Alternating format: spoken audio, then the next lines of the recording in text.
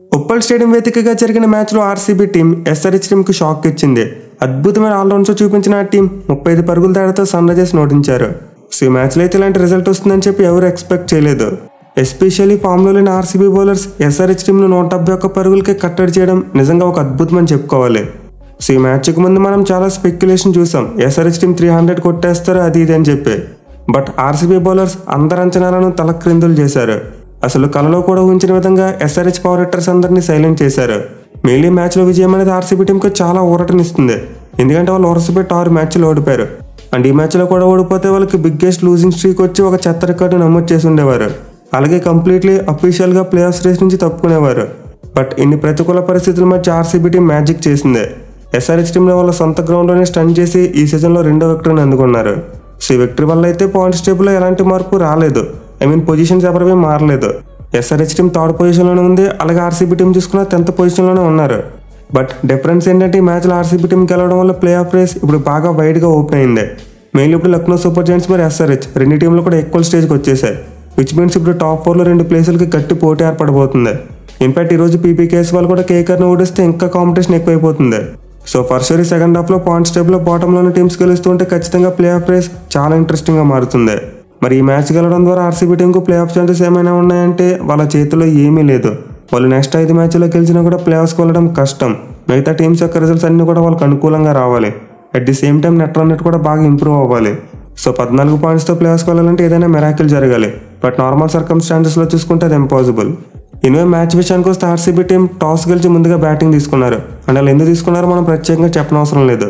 ఒకటి లాస్ట్ 2 మ్యాచెస్లో SRH team first batting చేసినప్పుడు చాలా రన్స్ కొట్టారు. At the same time RCB team తమ లాస్ట్ 2 మ్యాచ్లో చేస్తున్నప్పుడు ఓడిపోయారు. అండ్ దాని గురించి టాస్ గెలిచి ముందుగా బ్యాటింగ్ తీసుకున్నారు. అలాగే వాళ్ళు తీసుకున్న డిసిషన్కి న్యాయం చేస్తే వాళ్ళు ఓపెనర్స్ ఇద్దరు మంచి ఫైరీ స్టార్ట్ ఇచ్చారు. బోత్ కోహ్లీ మరియు డూప్లెసిస్ ఇద్దరు కూడా చాలా అగ్రెసివ్గా బ్యాటింగ్ చేశారు. మెయిన్లీ డూప్లెసిస్ చూసుకుంటే కేవలం 12 బంతుల్లోనే 25 పరుగులు చేశాడు. సో ఆర్సీబీ టీంకి అయితే చాలా మంచి ఫైరీ స్టార్ట్ వచ్చింది. బట్ ఎప్పుడైతే డూప్లెసిస్ అవుట్ అయిపోయాడో ఆ తర్వాత ఆర్సీబీ టీం మూమెంటం కోల్పోయింది. అండ్ నెక్స్ట్ 3 to 4 అవర్స్ చూసుకుంటే బౌండరీస్ రాలేదు. అలాగే రన్ ఫ్లో కూడా తగ్గిపోయింది. మెయిన్లీ విరాట్ కోహ్లీ స్టార్టింగ్లో అంత అగ్రెసివ్గా ఆడలేకపోయాడు. సో పవర్ ప్లేలో ఫస్ట్ 4 అవర్స్లో ఆల్మోస్ట్ 50 రన్స్ కొట్టిన ఆర్సీబీ టీం నెక్స్ట్ ఓవర్స్లో చూసుకుంటే రన్ బాల్ మాత్రమే కొట్టగలిగారు. అలాగే తర్వాత మిడిల్ ఓవర్స్లో కూడా చాలా స్ట్రగుల్ అయ్యారు. మెయిన్లీ షాబాజ్ అహ్మద్ మరియు మయాంక్ మార్కండే చాలా కట్టుదిట్టంగా బౌలింగ్ చేశారు. సో ఆర్సీబీ టీంకి మంచి స్టార్ట్ వచ్చినప్పటికీ వాళ్ళు మెల్లగా ప్లాట్ను లూజ్ అవ్వడం మొదలుపెట్టారు. బట్ సరిగ్గా ఇలాంటి టైంలో రజత్ పటిడార్ ఒక గేమ్ చేంజింగ్ నాక్ ఆడాడు. కేవలం 19 బంతుల్లోనే 50 రన్స్ కొట్టి ఆర్సీబీ టీం స్కోరింగ్ రేట్ను ఒక్కసారిగా పెంచేశాడు. సో కోహ్లీ అయితే పవర్ ప్లేలో 18 బంతుల్లోనే 32 పరుగులు చేశాడు. బట్ తర్వాత చూసుకుంటే మాత్రం ఒక్క బౌండరీ కూడా కొట్టలేకపోయాడు. ఇన్ఫాక్ట్ ఈ మ్యాచ్లో ఓవరాల్గా 43 బాల్స్ ఆడేసి 51 రన్స్ మాత్రమే కొట్టాడు. సో ఈ మ్యాచ్లో కోహ్లీ కొట్టిన హిట్ అయితే అతనికే నచ్చలేదు. అందుకే సెలబ్రేట్ కూడా చేసుకోలేదు. మెయిన్లీ మిడిల్ ఓవర్స్లో కోహ్లీ చాలా స్ట్రగుల్ అయ్యాడు. 25 బాల్స్ ఆడితే 19 పరుగులు మాత్రమే చేశాడు. బట్ అతని స్లో బ్యాటింగ్ని కవర్ చేస్తూ పటిడార్ నిజంగా మైండ్ బ్లోయింగ్ నాక్ ఆడాడు. ఇన్ఫాక్ట్ అతను కొట్టిన 19 బంతుల సెంచరీ ఆర్సీబీ టీం తరపున 4th ఫాస్టెస్ట్ 50. అలాగే ఒక ఆర్సీబీ బ్యాట్స్మెన్ దాదాపు 11 ఏళ్ల తర్వాత 20 కంటే తక్కువ బాల్స్లో 50 కొట్టడం జరిగింది. సో నిజంగా పటిడార్ ఈ సీజన్ చాలా స్లోగా స్టార్ట్ చేశాడు. ఇనీషియల్ మ్యాచెస్లో చూసుకుంటే ఎక్కువ రన్స్ కొట్టలేదు. బట్ గత 4-5 మ్యాచ్లోనే చూసుకుంటే అతని బ్యాటింగ్ కంప్లీట్లీ మారిపోయింది. లాస్ట్ మ్యాచ్లో కేకేఆర్ మీద ఒక ఫైరీ 50 కొట్టాడు. అలాగే మ్యాచ్లో చూసుకుంటే తనకి మించిపోయి 50 కొట్టాడు. మెయిన్లీ మయాంక్ మార్కండే వేసిన ఒక ఓవర్లో వరుస పెట్టి 4 సిక్స్లు కొట్టాడు. సో నిజంగా రజత్ పటిడార్ ఆడిన ఇన్నింగ్స్ వల్ల ఆర్సీబీ టీంకి 200+ స్కోర్ వచ్చింది. లేకపోతే వాళ్ళు ఈజీగా 160, 170 దగ్గర ఆగిపోయి ఉండేవారు. మెయిన్లీ అతని ఇంటెంట్ను బాగా మెచ్చుకోవాలి. వరుసగా 3 సిక్స్లు కొట్టిన తర్వాత 4వ బాల్ వైట్ బాల్గా వేశాడు. బట్ ఆ వైట్ బాల్ని కూడా చేసి 6 కొట్టాడు. సో పటిడార్ అయితే మైండ్లో గట్టిగా ఫిక్స్ అయిపోయాడు, ఏ బాల్ వేసినా 6 కొడతానని చెప్పి. అండ్ ఆ పాజిటివ్ ఇంటెంట్ ఉండడం వల్ల 20 బాల్స్లోనే 50 రన్స్ కొట్టాడు. బట్ సాడ్ థింగ్ ఏంటంటే అతను 50 కొట్టిన వెంటనే అవుట్ అయిపోయాడు. అలాగే తర్వాత స్ట్రగుల్ అవుతూ బ్యాటింగ్ చేస్తున్న విరాట్ కోహ్లీ కూడా అవుట్ అయిపోయాడు. సో ఆర్సీబీ టీం మంచిగా పిక్ అవుతుంది, మూమెంటం అందుకుంటున్నారు అనుకున్న టైంలో వరుస పెట్టి వికెట్లు కోల్పోయారు. ఇన్ఫాక్ట్ లాంబ్రోర్ కూడా చాలా తొందరగా అవుట్ అయిపోయాడు. అయితే ఒక ఎండ్లో మాత్రం క్యామరూన్ గ్రీన్ చాలా సెన్సిబుల్ ఇన్నింగ్స్ ఆడాడు. 20 బంతుల్లో 37 పరుగులు చేశాడు. మెయిన్లీ ఎక్కువగా రిస్క్ తీసుకోకుండా చాలా హెల్దీ స్ట్రైక్ రేట్తో బ్యాటింగ్ చేశాడు. సో నార్మల్గా డెత్ ఓవర్స్ అంటే బ్యాట్స్మెన్ ఖచ్చితంగా బ్యాట్ని అటు ఇటు అడ్డుతట్టంగా ఊపేస్తారు. And most of the times ఆ సిచ్యువేషన్లో రన్స్ వస్తాయి. బట్ క్యామరూన్ గ్రీన్ మాత్రం చాలా క్యాలిక్యులేటివ్ రిస్క్ తీసుకుని బ్యాటింగ్ చేశాడు. అండ్ అదర్ ఎండ్లో అతనికి చివరిలో చాలా మంచి సపోర్ట్ వచ్చింది. కార్తిక్ 6 బంతుల్లో 11 పరుగులు చేస్తే స్వప్నిల్ సింగ్ కూడా 6 బంతుల్లో 12 పరుగులు చేశాడు. మెయిన్లీ లాస్ట్ ఓవర్లో అతను కొట్టిన 6 and 4 ఆర్సీబీ టీమ్ స్కోర్ను 200 దాటేలా చేసింది. సో ఆర్సీబీ బ్యాటింగ్లో ఒక కోహ్లీ మరియు విల్ జాక్స్ తప్పిస్తే మిగతా అందరు బ్యాట్స్మెన్ కూడా 175+ స్ట్రైక్ రేట్తో బ్యాటింగ్ చేశారు. మెయిన్లీ ముందు చెప్పుకున్నట్టే Patidar half century RCB team బ్యాటింగ్లో ఒక biggest game changer. But anyway అందరి మైండ్లో ఒకటే నడిచింది, ఎస్ఆర్హెచ్ టీంకి 207 రన్ టార్గెట్ సరిపోతుందని చెప్పి, ఎస్పెషల్ ఆర్సీబీ టీం దగ్గర ఉన్న బౌలింగ్ లైనప్తో. సో ఆర్సీబీ బ్యాట్స్మెన్ అయితే మంచిగానే బ్యాటింగ్ చేసినప్పటికీ పార్ స్కోర్ మాత్రమే బోర్డు మీద పెట్టగలిగారు. ఈ సీజన్లో చూసుకుంటే 200 అనేది ఒక పార్ స్కోర్. ఇన్ఫాక్ట్ లాస్ట్ 12 మ్యాచ్ల్లో 12 సార్లు 200+ టోటల్స్ వచ్చాయి. సో ఎస్ఆర్హెచ్ బౌలర్స్ అయితే ఖచ్చితంగా ఆర్సీబీ టీంను ఒక 20 ఎక్స్ట్రా రన్స్ చేయకుండా చేశారు. మిగిలిన వాళ్ళ బౌలింగ్లో చూసుకుంటే Jaydev Unadkat is the best bowler. తను 100 ఐపీఎల్ మ్యాచ్ ఆడుతున్నాడు. అండ్ ఈ మైల్ స్టోన్ మ్యాచ్లో చూసుకుంటే అతను 4 ఓవర్స్లో కేవలం 30 రన్స్ మాత్రమే ఇచ్చి 3 వికెట్స్ తీసుకున్నాడు. అండ్ అతను తీసుకున్న 3 వికెట్లు కూడా చాలా ఇంపార్టెంట్ వికెట్స్. ఎస్పెషల్లీ వేగంగా బ్యాటింగ్ చేస్తున్న పటిడార్ వికెట్ని తీశాడు. సో ఆ పాయింట్ ఆఫ్ టైంలో పటిడార్ అవుట్ కాకుండా ఉంటే ఈజీగా ఆర్సీబీ టీం 230 రన్స్ కొట్టుండేవారు. మిగిలిన మ్యాచ్లో ఉనాద్కట్ తన పేస్ వేరియేషన్తో ఆర్సీబీ బ్యాట్స్మెన్ చాలా ఇబ్బంది పెట్టాడు. కోహ్లీ అయితే అసలు అతను పిక్ చేయలేకపోయాడు. సో ఉనాద్కట్ అయితే ఆడది గ్రౌండ్లో చాలా బాగా బౌలింగ్ చేస్తున్నాడు. బయట వేరే గ్రౌండ్స్లోకి వెళ్తే సరిగ్గా బౌలింగ్ చేయట్లేదు, కానీ ఉప్పల్లో మాత్రం అదిరిపోయి బౌలింగ్ చేస్తున్నాడు. అండ్ ఈ మ్యాచ్లో కూడా అదే కంటిన్యూ చేశాడు. ఇక అతని తోటి మరోసారి నట్టు కూడా చాలా ఎఫెక్టివ్ బౌలింగ్ చేశాడు. 4 ఓవర్స్లో 39 రన్స్ మాత్రం ఇచ్చి 2 వికెట్స్ తీసుకున్నాడు. మెయిన్ ఎస్ఆర్హెచ్ టీంకి ఇనిషియల్ బ్రేక్ త్రూ ఇచ్చింది అతనే. అతను కనుక స్టార్టింగ్లో ఫ్యాప్ వికెట్ తీయకుండా ఉంటే మొమెంటం కట్ అయ్యేది కాదు. సో ఇద్దరు లెఫ్ట్ ఆర్మ్ పేసర్స్ అయితే ఎస్ఆర్హెచ్ టీం యొక్క బౌలింగ్ సక్సెస్లో కీ రోల్ ప్లే చేశారు.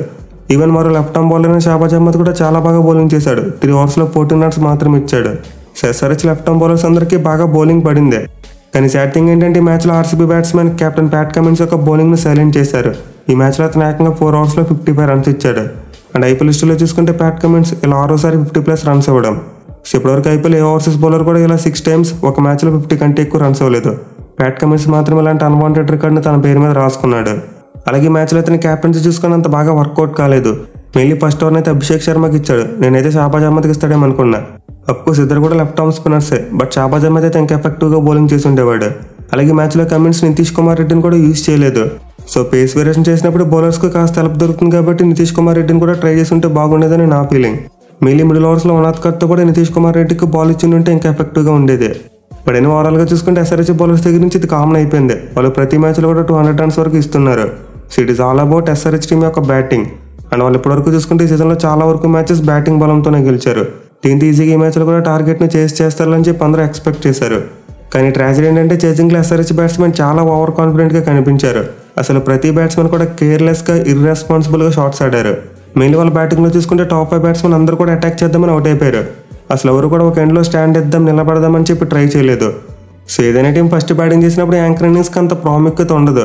బట్ చేసింగ్ విషయానికి వస్తే ఖచ్చితంగా ఒక క్యాలిక్యులేషన్ ఉండాలి. ఏదో ఒక బ్యాట్స్మెన్ నిలబడి చివరి వరకు ఆడితేనే చేసింగ్ పాసిబుల్ అవుతుంది. అలా కాకుండా ఫస్ట్ బ్యాటింగ్ చేసినప్పుడు ఏదైతే చేసామో అదే చేస్తామంటే ఇలానే అవుతుంది. సో పర్సర్ ఎవరో ఒక బ్యాట్స్మెన్ రెస్పాన్సిబిలిటీని తీసుకుని ఉంటే పరిస్థితి ఇలా ఉండేది కాదు. బట్ ఇనిషియల్గా చూసుకుంటే అభిషేక్ శర్మ చాలా అగ్రెసివ్గా బ్యాటింగ్ చేశాడు. 13 బంతుల్లోనే 31 పరుగులు చేశాడు. మిగిలిన అతని బ్యాటింగ్ కారణంగా పవర్ ప్లేలో ఎస్ఆర్హెచ్ టీం 62 రన్స్ అయితే కొట్టింది. బట్ వికెట్లు కూడా కోల్పోయారు కదా, 4 వికెట్స్ పడిపోయాయి. ఇన్ఫాక్ట్ 4 వికెట్స్ మొదటి 5 ఓవర్స్లోనే పడిపోయాయి. సో ఫస్ట్ ఓవర్లో విల్ జాక్స్ ఒక టిపికల్ ఆఫ్ స్పిన్ బాల్తో ట్రావిస్ హెడ్ని అవుట్ చేశాడు. హెడ్ టాన్కి అగైనెస్ట్ ఆడాడు. దీంతో బాల్ ఎడ్జ్ తీసుకుని షార్ట్ థర్డ్ ఫీల్డర్ చేతిలో పడింది. అలాగే తర్వాత అభిషేక్ శర్మ చూసుకుంటే రన్ ఆఫ్ ప్లే వేగంగా ఆడే క్రమంలో తన వికెట్ని కోల్పోయాడు. మెయిన్లీ మనం మాట్లాడుకున్న బ్యాటిల్ వీడియోలో ఎస్టైల్ అభిషేక్ శర్మను అవుట్ చేసే ఛాన్సెస్ ఉన్నాయని చెప్పి ఎగ్జాక్ట్లీ ఎస్టైల్ అయితే ఒక షార్ట్ బాల్తో అభిషేక్ శర్మని బాల్తో కొట్టించాడు. అండ్ దెన్ ఏడెన్ మార్క్రమ్ చూసుకుంటే ఒక full toss ball LBW out అయ్యాడు. సో ఇదైతే నిజంగా ఒక మిస్టరీ. అసలు మార్క్రమ్ ఆ బాల్ని ఎలా మిస్ అయ్యాడో నాకు ఎప్పటికీ అర్థం కావట్లేదు. ఇక చివరికి ఆ పవర్ ప్లేలో అవుట్ అయిన batsmen Heinrich Klaasen. So Klaasen అయితే ఒక 6 కొట్టాడు. బట్ నెక్స్ట్ బాల్ కూడా సేమ్ అదే షాట్ని రిపీట్ చేద్దామని చెప్పి అవుట్ అయిపోయాడు. మెయిన్ వికెట్ పడడంలో స్వప్నిల్ సింగ్ చాలా మంచి వేరియేషన్ చేశాడు. సో మార్క్రమ్ వికెట్ తీసినప్పటికీ ఆ తర్వాత స్వప్నిల్ సింగ్ ఒక నో బాల్ వేశాడు. అండ్ నితీష్ రెడ్డి 6 కొట్టాడు. అండ్ దాని క్లాసెన్ కూడా మరో 6 కొట్టాడు. బట్ ఇలాంటి టైంలో అతను చాలా తెలివిగా నెక్స్ట్ బాల్కు పేస్ వేరియేషన్ చేశాడు. ఆల్మోస్ట్ సేమ్ కైండ్ ఆఫ్ బాల్ని కాస్త స్లోగా వేశాడు. అండ్ గెస్ వాడు క్లాసెన్ డిసీవ్ అయిపోయి షాట్ ఎర్లీగా ఆడేశాడు. సో నిజంగా ఈ ఓవర్లో స్వప్నిల్ సింగ్ ధైర్యానికి అయితే ఖచ్చితంగా మెచ్చుకుని తీరాలి. వరుసగా రెండో బాల్ని కూడా క్లాసెన్ ఆర్క్లో ఉండేటట్టు వేయాలంటే చాలా గుండె ధైర్యం కావాలి. సో స్వప్నిల్ సింగ్ ఇంపాక్ట్ ప్లేయర్కి వచ్చి బ్యాట్తో ఇంపాక్ట్ చూపించాడు, అలాగే బాల్తో కూడా ఇంపాక్ట్ చూపించాడు. మిగిలిన అతను ఒక ఓవర్లో 2 వికెట్లు తీయడం వల్ల ఎస్ఆర్హెచ్ టీం 56 పరుగులుగా 4 వికెట్లు కోల్పోయింది. అంటే వాళ్ళ ఫామ్లో ఉన్న బ్యాట్స్మెన్ అంతా పవర్ ప్లే లోపే అవుట్ అయిపోయారు. అది కూడా టార్గెట్లో కనీసం ఒక 30% రన్స్ కూడా కొట్టకుండా. సో ప్రీవియస్ మ్యాచెస్లో ఎస్ఆర్హెచ్ టీం యొక్క బ్యాటింగ్ సక్సెస్ అయిందంటే దానికి main reason Abhishek Sharma, Travis head మరియు క్లాసెన్. బట్ ఈ మ్యాచ్లో చూసుకుంటే వాళ్ళు ముగ్గురు పవర్ ప్లే లోపల అవుట్ అయిపోయారు. దీంతో ఎస్ఆర్హెచ్ టీం చేతిలో కంప్లీట్లీ వెనకబడిపోయింది. ఆ తర్వాత షాబాజ్ అహ్మద్ ఒక ఎండ్లో నిలబడి 40 పరుగులు చేసినా పెద్దగా యూజ్ లేదు. ఇదేదో వాళ్ళ టాప్ 4 బ్యాట్స్మెన్ ఎవరో ఒకరు చేస్తుంటే బాగుండేది. బట్ నెంబర్ 6లో వచ్చిన బ్యాట్స్మెన్ యాంకర్ ఇన్నింగ్స్ ఆడడానికి ఇంకేముంటుంది, అప్పటికే మొత్తం అయిపోయింది. ఈవెన్ 4 వికెట్స్ పడిపోయిన తర్వాత కూడా నితీష్ రెడ్డి ఒక పెద్ద షాట్కి ట్రై చేసి తన వికెట్ని కోల్పోయాడు.